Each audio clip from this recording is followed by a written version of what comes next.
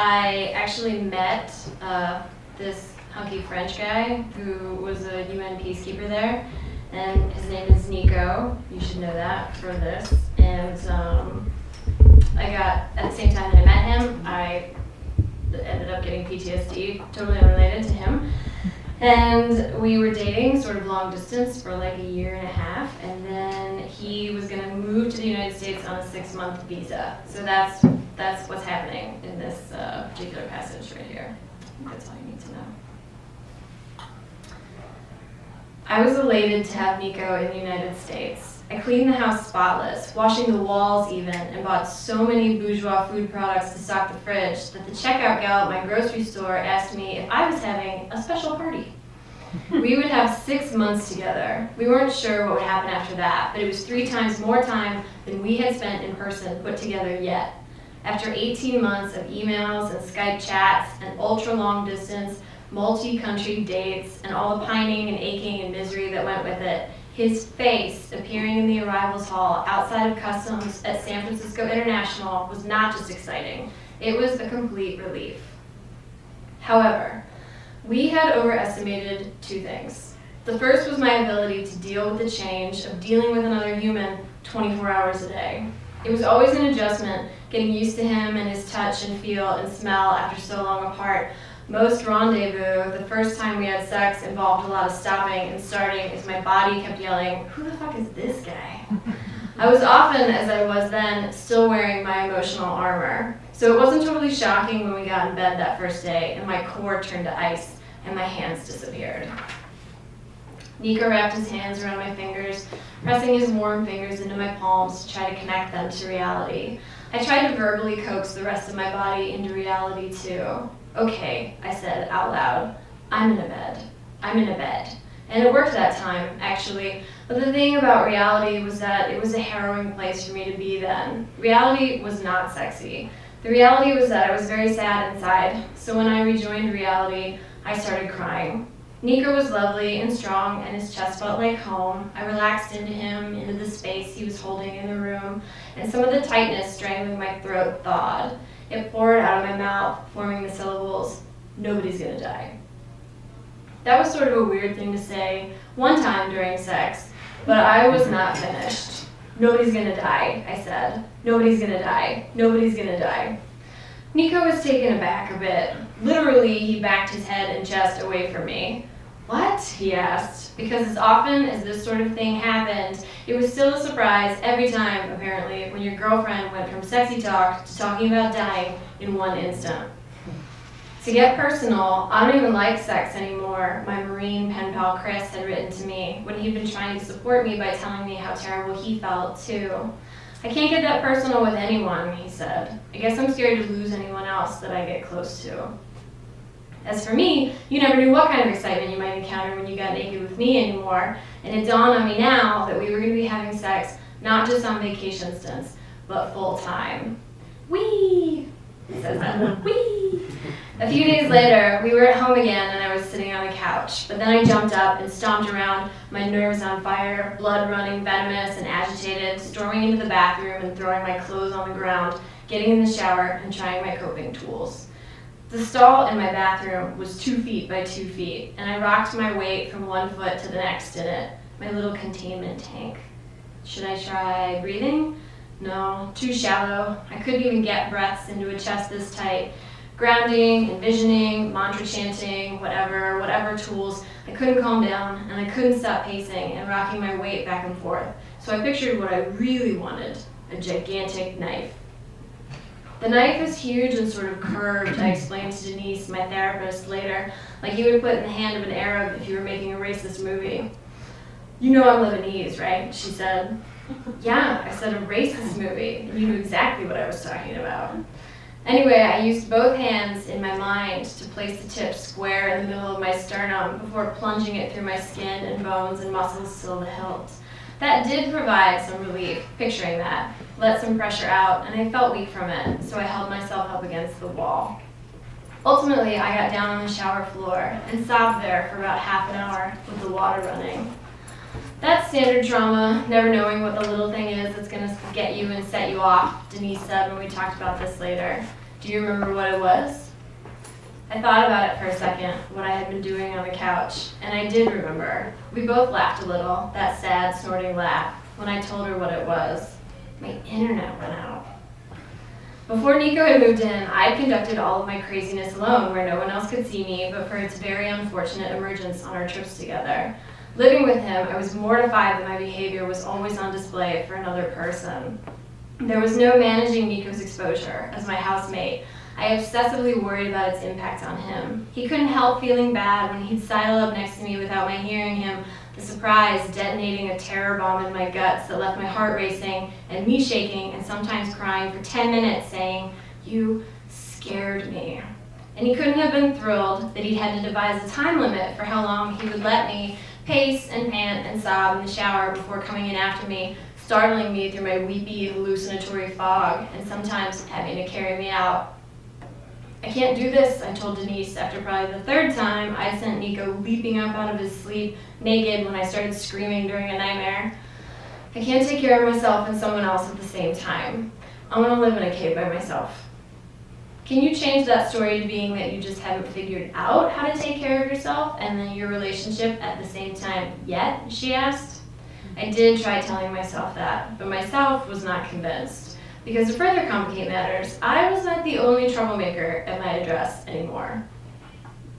The second thing that Nico and I had overestimated was how well he was going to handle being an immigrant.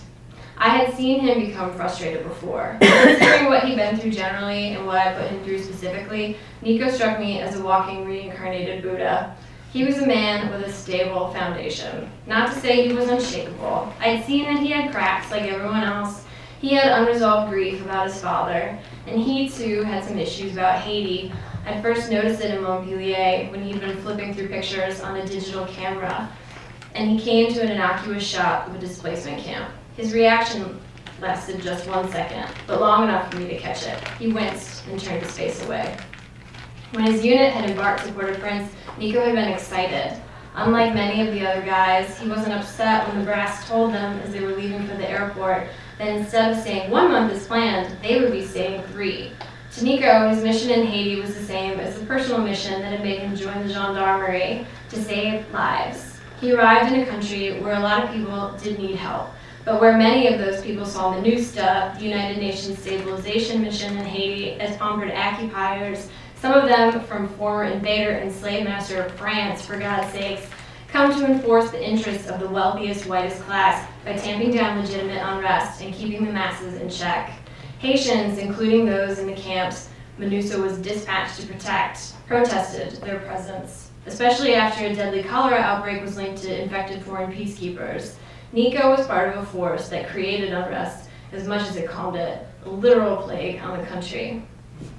It wasn't true that grunts like Nico lived luxuriously. Their tents leaked on their faces at night when it rained and blew down in storms, and they showered 6 at a time under a horizontally strung hose with spouts stuck into it. And Nico knew his unit was made of good working-class dudes trying to do a good job while doing what they were ordered. But he couldn't disagree with at least one of the protesters' accusations against them, that they were worthless.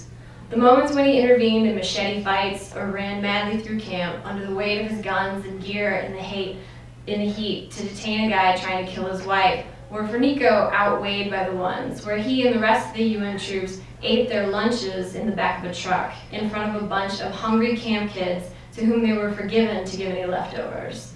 When they returned their leftovers back at the compound, they were thrown away. And then, after 90 days, they left back to France, everything in Haiti exactly the way it had been when they arrived.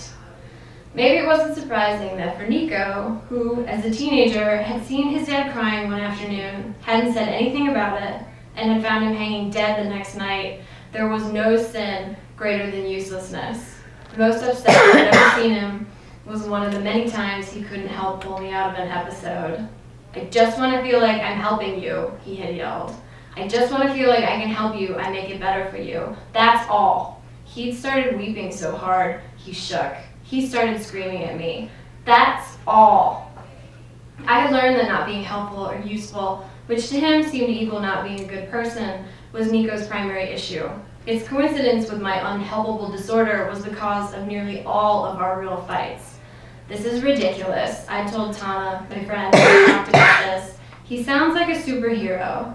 Oh, he gets really mad sometimes, but only when he can't be helpful enough.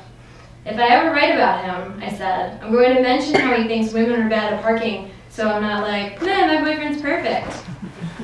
I'll have to include unflattering things about him, so I don't sound like a total lunatic.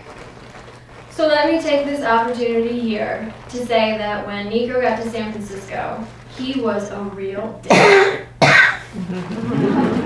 Thank you.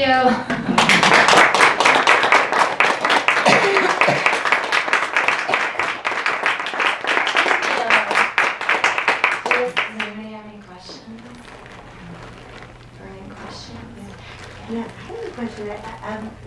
Could you explain a little bit about how you came up with the title of that book, Irritable Hearts? Yeah, so the Irritable Heart is a reference to Civil War doctors when they were trying to figure out what was wrong with the guys who came back who were having like psychotic symptoms. They were like, what is the deal with this? So they put all the researchers on it, and this one guy figured out, or thought he figured out, that it was a heart disease basically. That was causing their symptoms, and so he called it Irritable Heart. So that's the reference, which I talk about a little bit. U.S. Civil War? Yeah, our Civil War. It's the one. First they thought that they were all suffering from nostalgia, so they diagnosed them as nostalgic, but then they decided it wasn't like encompassing enough of how crazy they were, so they made it a heart disease instead. When did the military finally, what would be the word? When did the U.S. military finally acknowledge that PTSD was a significant issue within their population? Well, as PTSD, it was. I mean, it wasn't called that in the DSM until like 1980. But even during World War I, they realized that there was a problem, obviously, and that's when they came up with shell shock, and they thought it was because of the stress of bodies being around exploding shells, and then there was some evidence that you didn't have to be around bombs to get it, so they just sort of, then it was like combat fatigue and combat exhaustion, and they just kept evolving it until after Vietnam. They actually determined. In 1980, yeah. They combined that with, because before, if you had suffered other traumas, it would be a different disorder. Like there was rape trauma syndrome and things like that, and they put them all in the same category in 1980 with PTSD. We've got a brief synopsis of your biography. How is it that you've gone to what's your sort of track that led you to Haiti? Burma was before Haiti, or? Was before, yeah. So I was the human rights reporter for Mother Jones in 2010, and when the earthquake happened, I didn't go until like 8 months after. When the earthquake happened, they were like, you should go down there, but I was working on another assignment, and I covered Deepwater Horizon, that oil spill in the Gulf, remember? For 4 months. I was in Louisiana, and then they had decided that they wanted to have a story that coincided with the year anniversary of the earthquake in Haiti, which was in January, so I had to be there in December because print, whatever, that's a lot of not interesting information. So then they sent me basically right after Louisiana. Way in the back. What language do you guys use to usually talk? We use English because I do not speak French, and he didn't speak English when we met, and so we had to sort of pick a language to try to work with, and he really, really wanted to learn English and was very hungry to learn English, and I frankly didn't have the energy to deal with learning French while I was having the several year-long nervous breakdown, so he totally speaks English now, and it's my turn to learn French, but we're still really tired from the process of learning English, so we're sort of dragging our feet, but this is going to be the year when I really start. This is like a promise that I made to myself. He doesn't even care. He's like, you don't need French, it doesn't matter, but I'm doing it. Do it. Where do you live now? I live in North Carolina, actually. I lived in San Francisco until last year. Now I live in Nashville.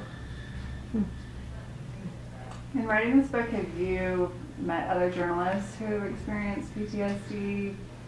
Yeah, actually before I wrote an essay about getting PTSD, just like a fairly short essay in 2011, and after that, journalism was a pretty small community. I'm sort of like the one with the public PTSD now, so I have talked to people who will send me emails to talk about it sometimes, and a lot did after that essay came out. So yeah, but it's not talked about publicly that much, but I talk to journalists about it with some frequency.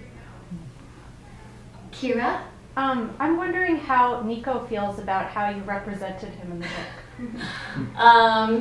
He does not care at all because he's a Frenchman, and I had to force him to read it before it came out, and he just doesn't care. I was like, people are gonna say things about you, people are gonna know things. I actually get pretty deep into a lot of his history and his private life, and I was like, please read this before it goes to print, so if there's anything you don't want in it, I can take it out, and he finally did. And he was like, I still don't care about any of this. So he apparently has no feelings about that at all. Now that you're freelancing more, are you hesitant to go back into conflict zones or emergency zones, or do you still have no fear about going to places in the world? It totally depends on the assignment. I've been offered assignments that did not sound secure enough to me. Like the one in Iraq that I wouldn't have had any support staff at all, and also I was in a very bad and not very stable space at the time. It was a couple years ago, and I knew I couldn't do that. More recently, I was offered to go to Nigeria when those 300 girls were kidnapped, and Nigeria is the actual foreigner kidnapping capital of the universe, and they were like, you will go by yourself and whatever, and I was like, you know what, I feel like that's a bad idea. Although, to be fair, some other gal, the next person they asked, she did it, and she was fine, and it was totally fine. But I knew that even if it ended up being okay, my sense of insecurity, the fact that I would feel so insecure, would not be good for me and my mental health. So I am careful about what I choose, which I think everybody should be anyway, not just people with emotional disorders. Yeah. Are there predisposing characteristics that predispose one to PTSD? Sensitivity, I would imagine, but are there others? Yeah, there's a list that they've come up with from screening mostly first responders to see if there was any sort of correlation, and being a woman is one of them. Although women are exposed to a lot more trauma because of sexual harassment and sexual assault, so I don't really feel like that should be a predisposing, it's just that just means that you experience more trauma, not that there's something wrong with you. Previous trauma, having experienced it earlier in life, there's a long list. I sort of take issue with that list a little bit because you also don't have to have any of those things to be traumatized, and also you could have all those things and not end up traumatized, and I feel like they sound a little victim blamey, kind of. It's like, oh, well, you had these things happen when you were 5, so you should have locked yourself in your basement for the rest of your life and never encountered anything or something. So people spend a lot of time trying to figure it out, but I feel like I don't even know how useful that really is, because when it comes down to it, any person can get traumatized at any time. And even the people making those lists will acknowledge that. So I don't really know what the point of the list is, except for to make people feel bad or something. So, science. What have you learned about treatment modalities, kind of in general? Did something work for you? Or? Yeah, well, I was living in San Francisco when all this happened, and I had a somatic therapist, which is, it's not like they only have that in California, but it's more common here than it is in other places, I think. So it's a body-based therapy where there's a lot of attention paid to the sensations, the actual physicality of what your symptoms are, not just talking you do talk, but there's a lot of other things happening too. So that was extremely effective for me. There's actually one of the great somatic therapists specialists. His name is Bessel van der Kolk, and he came out with a book about it last July called "The Body Keeps the Score." So it's like gaining a little bit of traction, but people in a lot of fields, exposure therapy, some people still use. Some people think that that's a terrible idea, but there have been studies that support its use, and EMDR, and there's so many treatments, and a lot of them have proven to be very effective. So it's just sort of, I ended up in this one particular one, but I think I could have ended up in other ones that also would have worked. Yeah, I was just wondering if you could say what, or your opinion about what the most significant misunderstanding about PTSD is in the minds of people. Like for me, like I always thought that it had to do with undergoing some personal danger to your body or to your, some kind of crisis that happened to you personally. Yeah. And I'm just wondering whether what your understanding is of that. What the most important thing that we don't understand about PTSD. The most important thing to me that we don't understand about trauma, or that we resist that is true about trauma, is that it can be for everyone. Like we sort of have this, the way that we hold it as a culture is that it's only for people who've had the worst lives ever. So there's, like I've received criticisms before that I'm too privileged to have been traumatized. Like trauma can't exist for me because my life on the whole isn't really that bad, or isn't as bad as like another person's in a worse country or a worse position. And that's just like not how the nervous system works. Your nervous system doesn't know that you are fancy, and so you shouldn't feel afraid or something like that. So that's for me, and that's a very personal one to me because I've been on the receiving end of that misunderstanding, and I think that that's an important one for us to get over. It doesn't exist with other mental illnesses. Like you would never say that about schizophrenia, like that guy's a rich person so he can't get that, but we have that with trauma for some reason still. Have you experienced victim blaming in the media around the PTSD or outside of the media? But I'm like more interested. For me personally, yeah.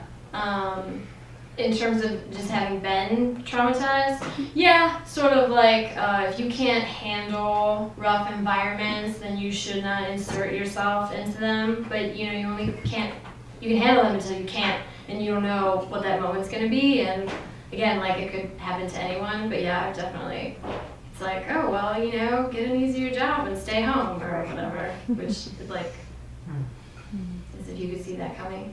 Along that same line, I'm curious about, I know the trauma can happen anytime and your body remembers everything, so I think it's great that you did the somatic therapy, but did you have any sense that there was some cumulative thing that was happening for you? Like, did you feel like a certain way in one place and then it got exacerbated when you were in Haiti, or did you even have that sense? No, it didn't really seem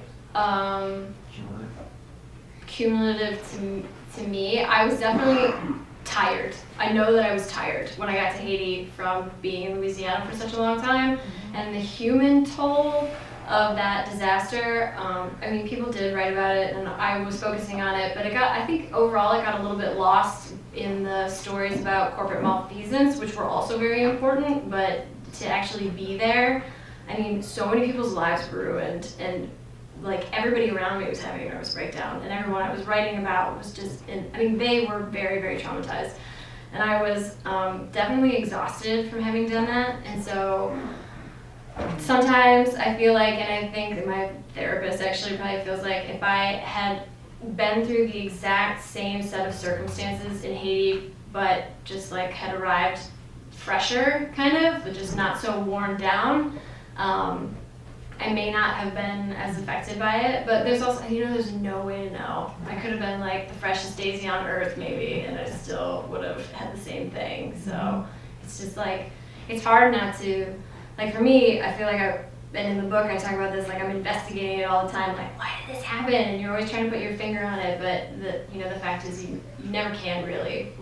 And Right, it's- but just in hindsight, it's kind of interesting to Right. look back and go, "Ooh, did I-" Right, and you're like Yeah. mapping it out, and you're Yeah. like, what did I do? Was because I wasn't sleeping enough, or I had too many whiskeys or something, or because of this thing that happened when I was 10, you just never know.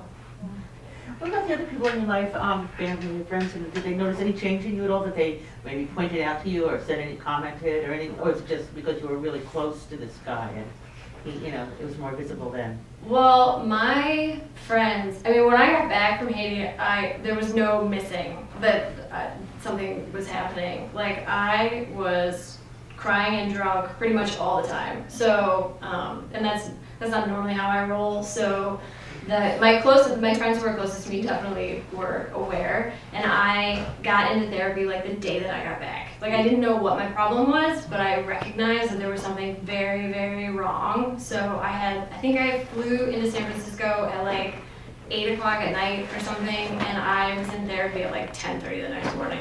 So it was, I knew that there was a problem, and I was trying to impress on everyone else around me, like that I was having a problem, and because I was just it was completely unraveling. How did PTSD affect your writing? Oh, that's such an interesting question. I just don't know if I ever Like thought if you about look that at before. your writing before this and your writing after this event, how do you think it affected you? Huh.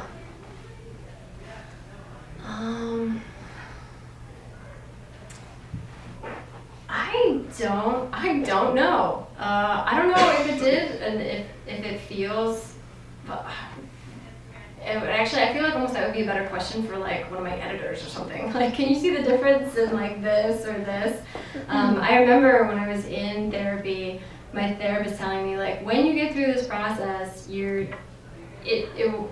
be writing from a more grounded place. I remember her telling me that. I was like, I have no idea what the fuck that means. So I actually feel like that's true, but at the same time, I still don't really know what that means, and I don't know if it is reflected on the page, actually. What about the process of writing this book? And in terms of stuff you were going through the second time around as you were writing it? Well, I definitely cried a lot more when I was writing that than I do in my normal stories. But that's normal, I think, given the circumstances. I had to stop a lot, and like sometimes I felt really bad for like the rest of the day or for like a couple days or something when I would get to like certain spots that were just like really upsetting and hard to be re-immersing myself in. So it was a lot more difficult than just writing anything else. Difficult emotionally, but at the same time it was kind of nice to just be like, normally I'm collecting a bunch of information from sources and like talking to people all the time, and for this I was just like in my little office at the grotto, just like it was just like me and like my computer and my material working on it. So in a way it was also easier. In therapy, don't they tell you to kind of advise you to confront your past and to get over your fears or get over the experiences by repeating it? Doesn't it gradually make you more or less, well, I'm not saying cured completely, but doesn't it lighten it somewhat? Sort of like immune to it or something? Well, I'm probably never completely immune to it, but just lightens it up a little bit. Like taking layers and layers of it off. That process, like me confronting something over and over, is sort of an exposure therapy thing, and somatic therapy is so not exposure therapy at all. You can keep going back to the same things. They're similar in a way because it's still like you have to face into something, but it's not like they're trying to get you to re-experience something. Right. It's like you're trying to visit the sensations you have left over from an event instead of trying to sort of like recreate the event. I'm not a psychiatrist, by the way, obviously, so none of this should be taken as right, but you medical information. But we did end up talking about my past a lot because it happens for most traumatized people that once they have that sort of big like crack in their stability, like every single thing that like basically ever happened, even if it didn't seem that traumatizing at the time, can just like come up out of no place. Like in the book I talk about my sister had this really screechy guinea pig when I was little.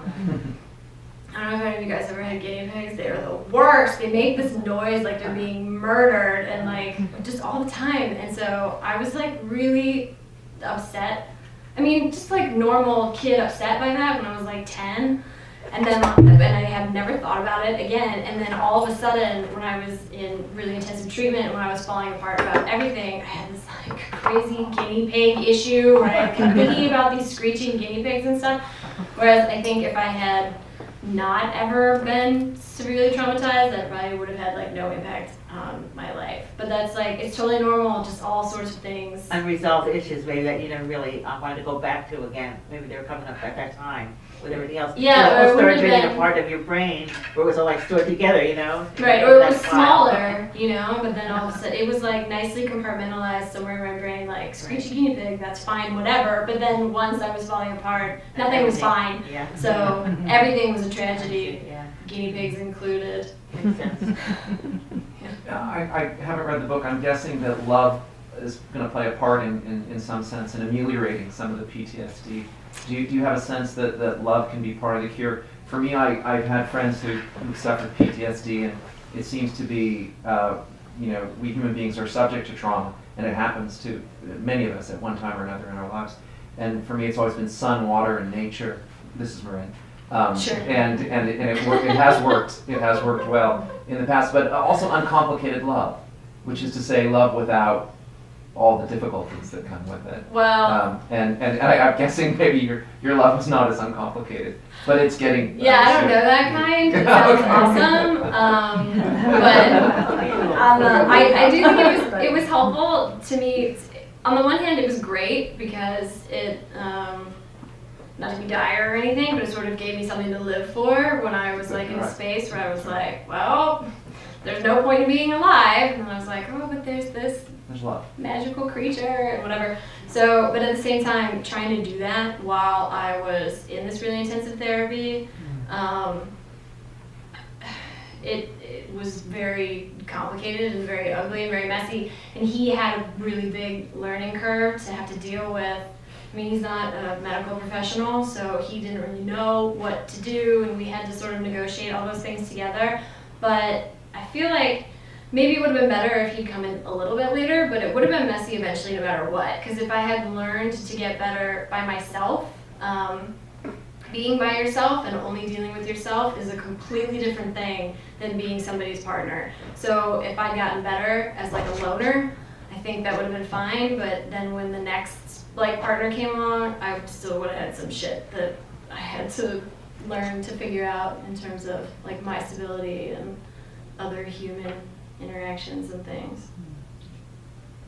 I was going to say, your words in your book are like a gift, I think, for a lot of people. Thank you. I think that the topic that you're addressing is a topic that a lot of people aren't aware that is the diagnosis or what they're going through. And for you sharing this experience through your words, through your book, and I can imagine it's not really that easy for you to stand at the podium and to recount some of these experiences and respond to some of the questions that can go into your heart. So I just want to kind of say thank you from probably all of us for your words. Well, thank you. Your That's very kindness, sweet. Your empathy is beautiful. Thank you. You guys are very lovely, so it's not hard to talk to you at all. But and plus, I'm sort of used to it, from. I sort of like rehash everything so many times in therapy, but I can't. I had a couple days ago actually. I've done a couple of days already, and I woke up and I was like, oh, I'm so tired of being crazy. Like I felt like really overwhelmed by it. So it sort of depends, but that's why I wrote it, was because when I was diagnosed, I was like, that's stupid. I'm not a veteran, so I can't have PTSD. That's like the dumbest thing I ever heard. And when I realized that it is more common in civilians than it is in soldiers, that blew my mind. And I feel like that's really important, especially since most of those civilians are women. Friends of mine, Vietnam vets who were diagnosed with PTSD, and usually a substance use disorder as well, I think it's 85%, are also very angry, often very angry at our government. Yeah. Does anger play any role in your experience? Well, I mean, so that's sort of a different. I would be very angry if I was a veteran too, and I would probably feel very abandoned. So it's such a different experience for me. I have had a lot of anger at different points at different people. Probably most often at myself, because it was so hard for me to accept that I couldn't get my shit together and that I was sort of weak enough to be in this position. And I'm much better about that now. I still have flashes of it sometimes, but I also had insurance through my work, and it wasn't like going to the VA. It was actually a really big pain in the ass, but it was not like going through the VA. It still took a lot of months, but ultimately I was able to get wildly expensive, high-class San Francisco treatment covered. So I had a big leg up in terms of that and Do you resolving think things. your treatment is better than the general VA treatment? Yes, I do. Interesting. I definitely do think that. And I would be surprised to meet a person who'd been through VA treatment, anybody I've ever interviewed. My treatment was very specialized to myself and took up a lot of time and resources, and the VA is just like too huge and vast of a bureaucratic institution to be able to cater to individuals to the extent that they need it, I think, in my opinion. I was having similar thoughts to the lady behind me when. You would though. Just wanted to, what was going through my mind was your honesty and your deep vulnerability and your humanity. So thank you for that. And I also was wondering what's pulling at you, what's up next? Is something pulling at you? I started working like normal person hours again, probably about 6 months ago. For the first time in years and years and years, because I just normally couldn't handle that much of a workload. So I have a whole bunch of assignments lined up. I'm booked through like most of the rest of this year actually for a bunch of features I'm working on, and I just cleared like 3 in the last couple months, and I'm just like working back to like real life. I still can't work. I mean, I used to work like 70 hours a week, and I can't do that. Nobody should ever do that, but like I definitely can't do that anymore. I still have to take a lot of breaks, and still have to build in a lot of time for taking care of myself and stuff, but like, I'm like a busy working gal, basically. I think we have time for like one more, right?